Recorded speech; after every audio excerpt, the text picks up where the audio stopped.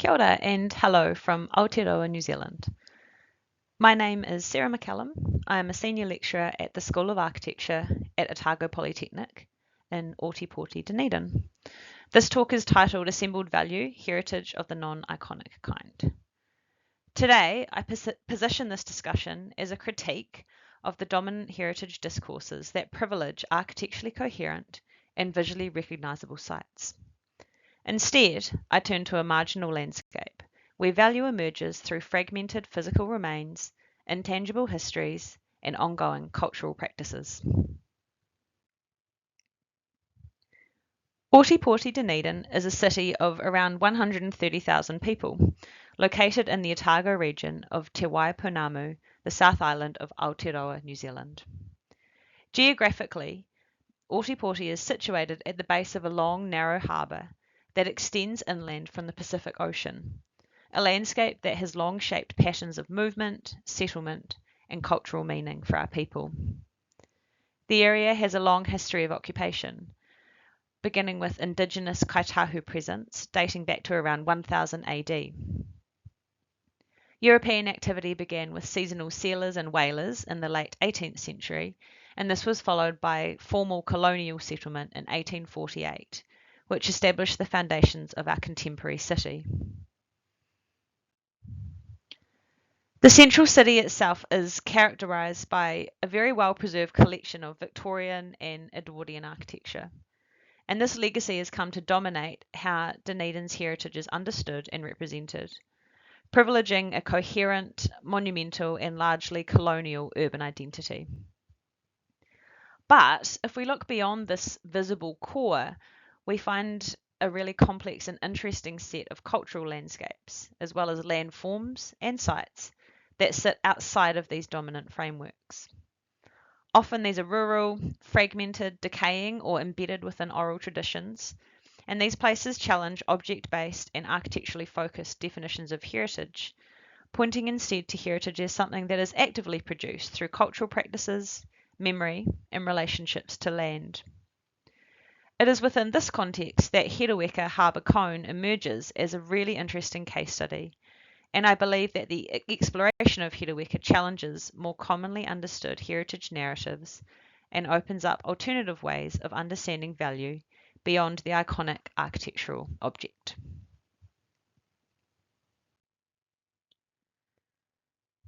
This is Hereweka, or Harbour Cone, which is located to the northeast of the central city, overlooking the Otago Harbour. Hereweka is often misunderstood as referring specifically to the cone-shaped peak of the hill, which is what defines it visually from many viewpoints around the city.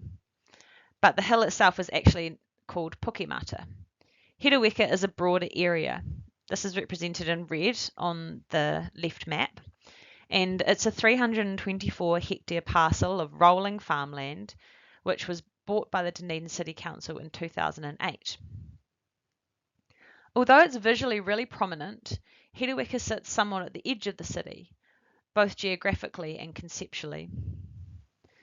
Angela Middleton, 2012, described Hereweka as a relict landscape, one that contains traces of past occupation, including archaeological features and remnant farm structures, but one that is equally shaped by indigenous kaitahu associations and oral histories that extend much further back in time.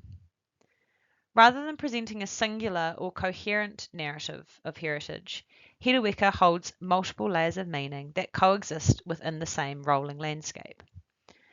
And while these multiplicities are highly specific to this location, the site also reflects broader questions around how layered cultural landscapes are recognised and valued.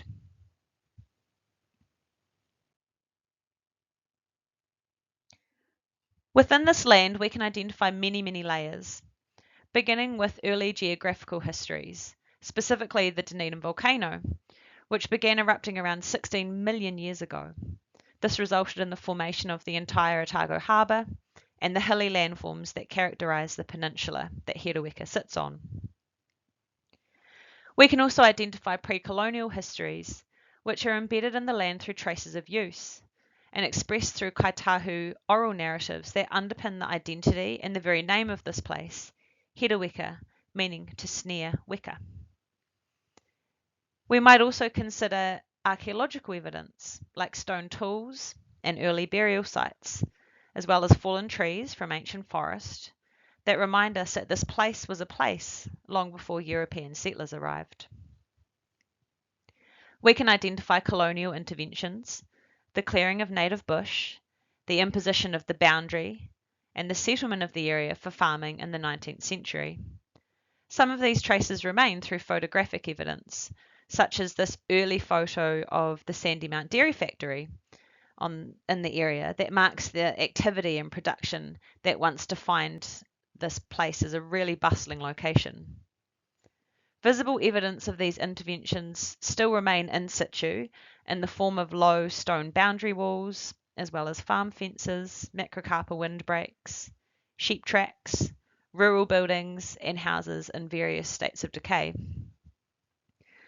Importantly, each of these subsequent layers doesn't replace the one that came before. Instead, they remain visible and active traces, creating a site that is defined by these complex, interwoven, and sometimes competing histories embedded within this place.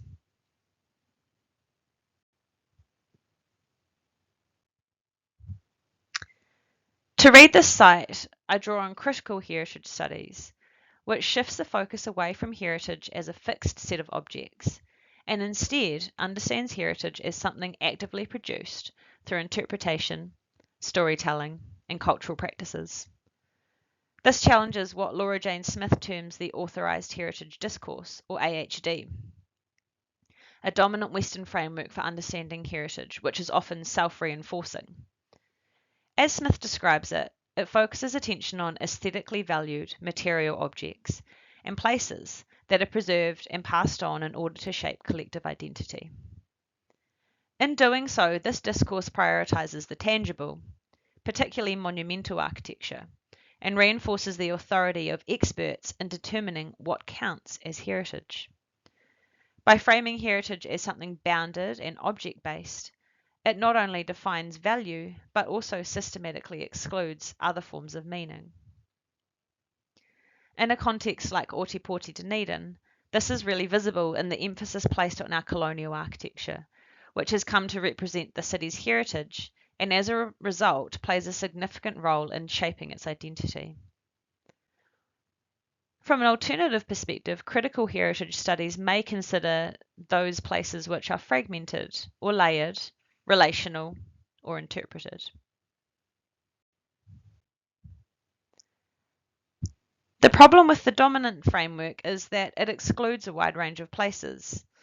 It also marginalizes forms of knowledge that are not easily materialized, especially intangible heritage such as Indigenous oral histories and lived relationships to place. As a result, many meaningful landscapes remain under-recognized or undervalued. If we apply this framework to Hereweka, it becomes really difficult to classify as heritage. The remaining farm buildings are modest and in varying states of decay, and there is no singular architectural landmark that defines the site. The place may appear incomplete and certainly quite ordinary, but if it falls outside what is typically recognised as heritage, does that necessarily mean that it's lacking in significance?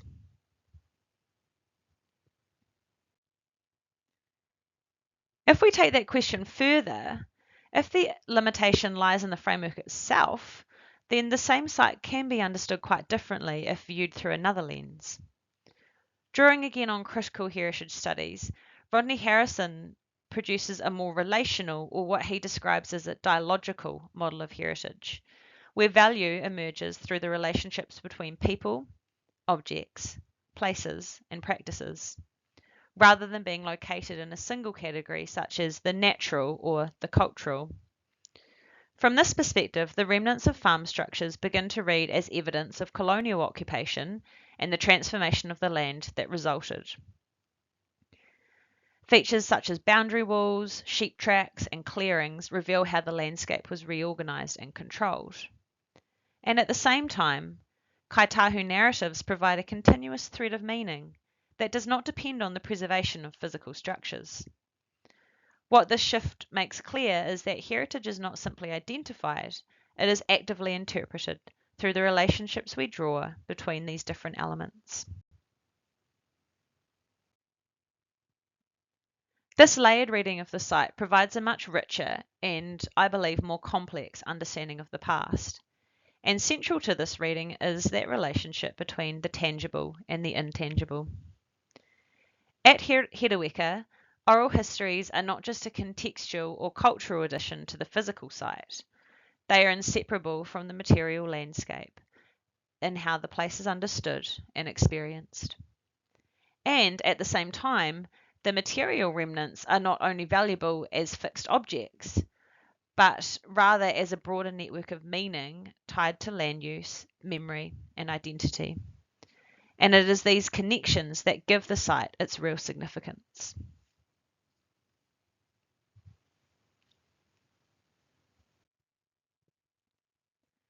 Zooming into a specific example within the Hedeweka management zone reveals an application of these ideas. This is Rogers House. It's a large double bay villa which was built in 1893 on what was originally Robert Rogers' farm.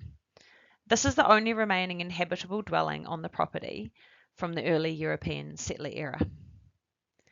It's located on a working farm, so you can see the map location there. To the right is a large barn building, and then above is the red roofed old byre, which is also in a state of decay. As a historic artefact, the house is an early example of hybrid construction from the settler days.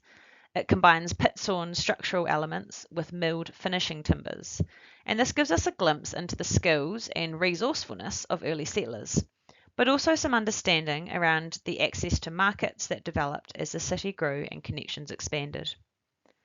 There is also a notable consistency in the structural detailing, which you can see in this image on the right of a notched-in dwang mounting. And this was identified in the 2024 archaeology report by Peter Pecci as suggesting the involvement of a single skilled carpenter across the whole build.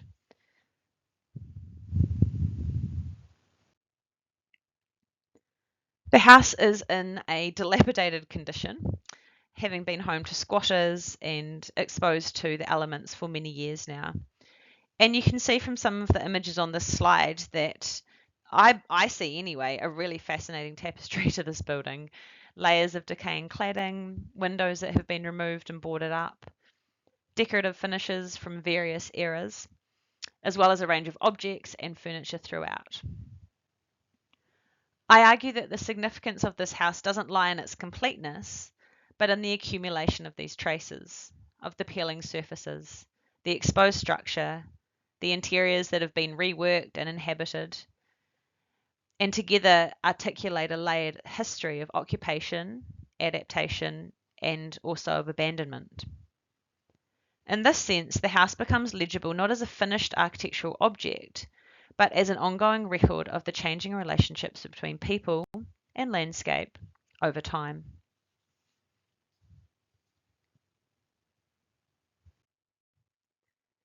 Along with my colleague Blair Eisbister and two of our third year architecture students, we have documented Rogers House through a 3D scan to produce a point cloud model that captures its current condition in high detail.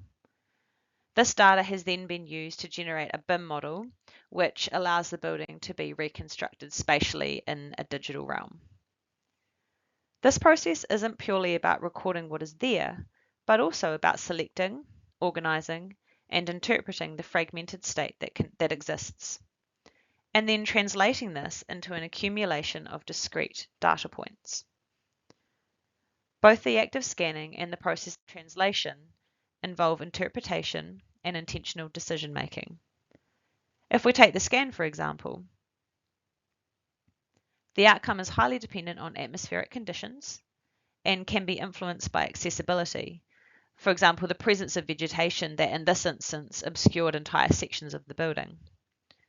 The placement of the scanner, shown in the top left image as circles, defines how well scans record, but also how well they are able to connect to each other to generate the overall point cloud. The building of the BIM model reveals moments in which the author may be required to interpret incomplete or absent elements, or to leave out certain information altogether. This reveals that these methods are not neutral, but they're intentional actions that align to the premise that heritage is actively constructed. They shape what becomes and remains visible, what information is recorded or discarded, and therefore what is ultimately valued.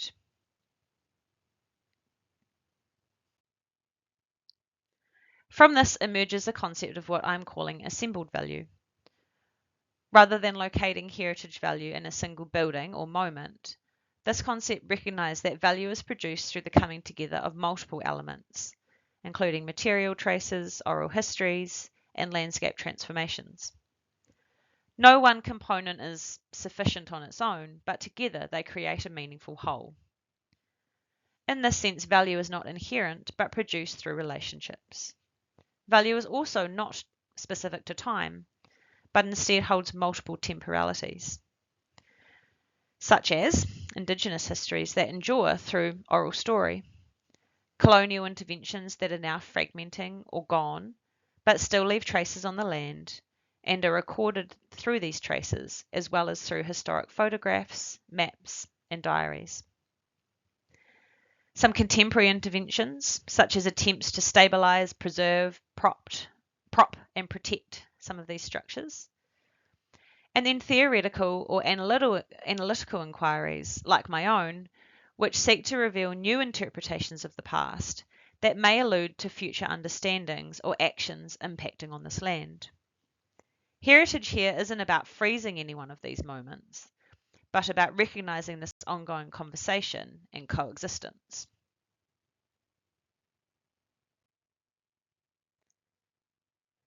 To finish up, critical heritage study starts from the position that heritage value isn't fixed or inherent, it's produced. And as a result, some places are recognised while others are overlooked. This project focuses on one of those overlooked sites. At Te Raweka, value doesn't sit in architectural form alone, but it emerges through the relationships between material traces, patterns of land use, and ongoing cultural narratives. Even in its fragmented condition, the site continues to generate meaning through these connections. There are also multiple histories at play here, and at times they don't sit comfortably together. Rather than resolving this, my inquiry recognises the site as a space where these histories coexist, and where tension itself becomes part of its significance. Ultimately, this points to the need to move beyond monument-focused models of heritage towards more flexible and inclusive approaches, ones that can account for intangible values, layered histories, and evolving landscapes, and better inform how we engage with and design for these sites in the future. Thank you very much.